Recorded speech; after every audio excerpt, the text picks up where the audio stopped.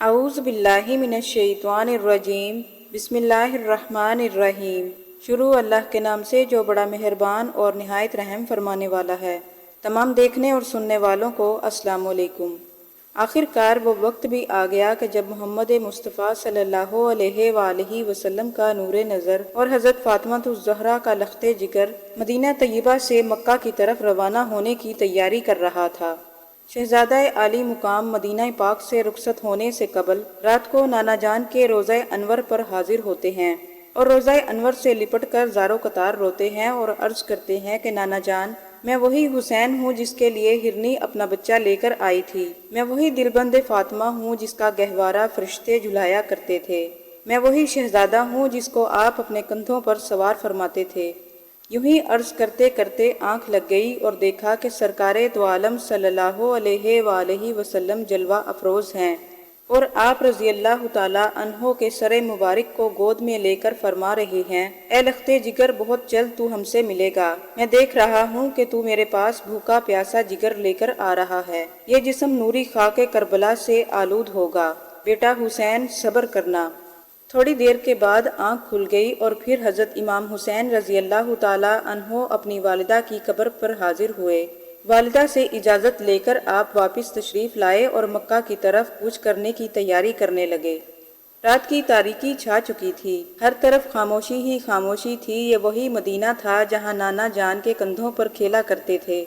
یہ 27 رجب سن 60 ہجری ہے۔ اسی رات کو حضور صلی اللہ علیہ وآلہ وسلم معراج پر تشریف لے گئے اور یہی تاریخ حضرت امام حسین رضی اللہ تعالیٰ عنہ کی سفر کی ہے اور یہ کربلا کی معراج شہادت عظمیٰ کی معراج ہے۔ مکہ پہنچ کر آپ رضی اللہ تعالیٰ عنہ نے شعیب ابی طالب میں قیام فرمایا۔ یہ وہی مقام ہے جہاں سرکار دو عالم صلی اللہ علیہ وآلہ وسلم اس وقت مقیم رہے جب قریش مکہ نے آپ صلی اللہ علیہ وآلہ وسلم سے بائیکاٹ کیا تھا۔ تمام صحابہ خوش ہیں کہ نواسہ رسول صلی اللہ علیہ وآلہ وسلم ہم میں تشریف لائے، مگر قدرت کو کچھ اور ہی منظور تھا۔ کوفہ والوں نے مسلسل خطوط لکھے اور ان خطوط کا مضمون ابن خلدون نے ان الفاظ میں بیان فرمایا: اب ہم پر کوئی امام نہیں، آپ آئیے تاکہ آپ کے ذریعے اللہ تعالیٰ ہمیں حق پر جمع کر دے۔ اگرچہ نعمان گورنر کوفہ شاہی محل میں ہے، مگر اس کے ساتھ نہ تو ہم جمعے میں شریک ہوتے ہیں اور نہ ہی شریک عید۔ اگر ہمیں معلوم ہو جائے کہ آپ تشریف لائیں گے تو ہم اس کو اس طرح نکال دیں کہ وہ شام میں جا کر ہی دم لے گا۔ سینکڑوں خطوط حضرت امام حسین رضی اللہ تعالیٰ عنہ کے پاس پہنچ رہے تھے۔ اسی اثنا میں کوفہ والوں کے اور پیغامات آئے تو آپ نے صحابہ کرام سے مشورہ کیا۔ یہ بات طے ہوئی کہ پہلے حضرت مسلم بن عقیل کو کوفہ بھیجا جائے تاکہ وہاں کے حالات کو معلوم کیا جا سکے۔ حضرت مسلم بن عقیل نے کوفہ کی سرزمین پر قدم رکھا تو اہلیان کوفہ نے شاندار استقبال کیا اور صرف ایک ہی دن میں 40,000 آدمی بیت میں داخل ہو گئے۔ کوفہ کے گورنر نعمان بن بشیر نے بھی کوئی اعتراض نہ کیا۔ کوفہ والوں کی یہ محبت دیکھ کر امام مسلم نے حضرت امام حسین رضی اللہ تعالیٰ عنہ کو لکھا کہ آپ فوراً تشریف لائیں، حالات بالکل ٹھیک ہیں۔ ادھر جب یزید کو اس صورتحال کا علم ہوا کہ تمام اہل کوفہ نے امام حسین رضی اللہ تعالیٰ عنہ کی بیعت قبول کر لی ہے اور ان کے نمائندے مسلم بن عقیل ایک طرح سے کوفہ کے والی ہو گئے ہیں اور گورنر نے ان کے خلاف کوئی کارروائی نہیں کی، تو اس نے بصرہ کے گورنر ابن زیاد کو فوراً کوفہ روانہ کیا اور کوفہ کے گورنر نعمان بن بشیر کو معزول کر دیا۔ ابن زیاد بڑا ہی مکار اور چالاک آدمی تھا۔ وہ سمجھتا تھا کہ جب کوفہ میں پہنچوں گا تو اہلیان کوفہ حضرت امام حسین رضی اللہ تعالیٰ عنہ کے انتظار میں ہوں گے، اس لیے وہ ایک قافلے کی شکل میں اسی راستے سے آیا جو مکہ مکرمہ سے آتا تھا۔ ابن زیاد شام کے وقت شہر میں داخل ہوا۔ اس نے اپنا منہ چھپا رکھا تھا۔ لوگوں نے سمجھا کہ امام حسین رضی اللہ تعالیٰ عنہ تشریف لے آئے اور بلا تعمل خوشی سے نعرے لگاتے ہوئے ابن زیاد کے ساتھ خوشی خوشی ہو لیے۔ کسی نے یہ نہ دیکھا کہ ہم کس کے نعرے لگا رہے ہیں۔ ابن زیاد تیزی سے قلعے کے دروازے پر پہنچا اور فوراً اندر داخل ہو گیا اور قلعے کی دیوار پر کھڑے ہو کر چہرے سے نقاب الٹ دیا۔ کوفہ والوں کو اپنی غلطی کا احساس ہوا۔ ابن زیاد نے فوراً اعلان کیا کہ اے کوفہ والو، تم نے مسلم بن عقیل کی بیعت کر کے ہمارے غضب کو دعوت دی ہے۔ صبح سورج طلوع ہوتے ہی تمہارے تمام مکانات جلا دیے جائیں گے، تمہاری گردنوں پر ہماری تلواریں لہلہاتی ہوئی نظر آئیں گی۔ بہتر یہی ہے کہ طلوع فجر سے پہلے مسلم بن عقیل کی بیعت توڑ دو، ورنہ تمہاری جان، مال، اولاد اور کوئی چیز بھی مجھ سے بچ نہ سکے گی۔ کوفہ والے ابن زیاد کی ان دھمکیوں میں آ گئے۔ ان کے جسم تھر تھر کانپنے لگے اور سینکڑوں کوفیوں نے اسی وقت بیعت توڑنے کا اعلان کر دیا اور باقی تمام کشمکش کی صورتحال میں تھے۔ رات گزر گئی اور حضرت امام مسلم ام ہانی بن عروہ کے گھر پہنچے اور اس کو کہا کہ اہل کوفہ نے میرے ساتھ بدعہدی کی ہے اور دھڑا دھڑ بیعت توڑ رہے ہیں۔ ادھر ابن زیاد نے 40 معززین کو قلعے میں گرفتار کر لیا۔ جب ابن زیاد کو علم ہوا کہ امام مسلم ہانی کے گھر پر موجود ہیں تو اس نے ہانی کو بلا کر کہا کہ تم نے میرے ساتھ دشمنی کی ہے، اگر مجھے تیری دیرینہ دوستی کا پاس نہ ہوتا تو میں تیری گردن اڑا دیتا۔ حضرت ہانی نے کہا کہ دوستی کا پاس کرتا ہے مگر رسول خدا صلی اللہ علیہ وآلہ وسلم کی نسبت کا کوئی احساس نہیں۔ آخر اس ظالم نے ہانی کو شہید کر دیا۔ حضرت مسلم بن عقیل کو علم ہوا تو آپ ہانی کے گھر سے باہر نکلے، دیکھا تو ابن زیاد کی فوج نے مکان کو گھیرے میں لے رکھا تھا۔ حضرت امام مسلم بن عقیل نے ایک ہی حملے سے تمام فوج کو بھگا دیا۔ ابن زیاد سر پٹک کر رہ گیا۔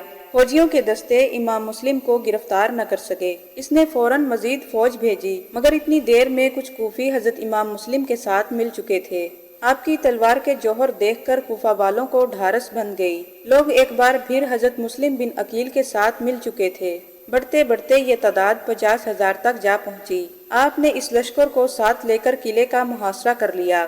ابن زیاد گھبرا گیا۔ اب اس صورتحال میں اس نے یہ چال چلی کہ وہ 40 معززین جن کو اس نے دھوکے سے بلا کر گرفتار کیا تھا، ان کو کہا کہ تم قلعے کی دیوار پر کھڑے ہو کر اپنے اپنے قبیلے اور رشتہ داروں سے کہو کہ واپس چلے جائیں، ورنہ قلعے پر حملے سے پہلے ہمارے سر جسموں سے الگ کر دیے جائیں گے۔ اس کی یہ تجویز کارگر ثابت ہوئی۔ ان 40 آدمیوں نے قلعے کی دیوار پر چڑھ کر گڑ گڑا کر منتیں کی، اگر تم واپس نہ ہوئے تو ہم قتل کر دیے جائیں گے۔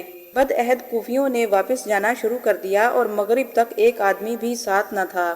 امام مسلم نے طوع نامی عورت کے ہاں پناہ حاصل کی۔ ادھر ابن زیاد نے اعلان کیا کہ مسلم کو پناہ دینے والے کو بھی قتل کر دیا جائے گا، کوئی شخص بھی مسلم کو پناہ نہ دے۔